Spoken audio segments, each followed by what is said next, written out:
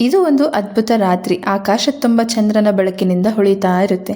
ಅದೇ ಕಾರ್ತೀಕ ಪೂರ್ಣಿಮೆ, ಭಗವಾನ್ ಶಿವನ ಅನಂತ ಜ್ಯೋತಿಯ ದಿನ. ಒಂದಾನೊಂದು ಕಾಲದಲ್ಲಿ ವಿಷ್ಣು ಮತ್ತು ಬ್ರಹ್ಮರು ಯಾರು ಶ್ರೇಷ್ಠ ಅಂತ ವಾದಿಸ್ತಿರ್ತಾರೆ. ಆಗ ಶಿವನು ಅವರಿಗೆ ಪಾಠ ಕಲಿಸಲು ಅನಂತ ಬೆಳಕಿನ ಸ್ತಂಭವಾಗಿ ಕಾಣಿಸಿಕೊಂಡನು. ಅದು ಆರಂಭವಿಲ್ಲದ ಅಂತ್ಯವಿಲ್ಲದ ಜ್ಯೋತಿ. ಆ ಬೆಳಕು ಅಂತಂದ್ರೆ ಜ್ಞಾನ, ದೇವರ ಸತ್ಯ, ನಮ್ಮೊಳಗಿನ ದಿವ್ಯ. ಆದ್ದರಿಂದಲೇ ಈ ದಿನ ಭಕ್ತರು ಸಾವಿರಾರು ದೀಪಗಳನ್ನು ಬೆಳಗುತ್ತಾರೆ. ಮನೆಯಲ್ಲಿ, ದೇವಾಲಯದಲ್ಲಿ, ಹೃದಯದಲ್ಲಿ ಎಲ್ಲೆಡೆ ಬೆಳಕನ್ನು ಹರಡ್ತಾರೆ. ಪ್ರತಿಯೊಂದು ದೀಪವೂ ಹೇಳುತ್ತೆ ಅಜ್ಞಾನದಿಂದ ಜ್ಞಾನಕ್ಕೆ, ಕತ್ತಲೆಯಿಂದ ಬೆಳಕಿಗೆ, ದುಃಖದಿಂದ ಶಾಂತಿಗೆ.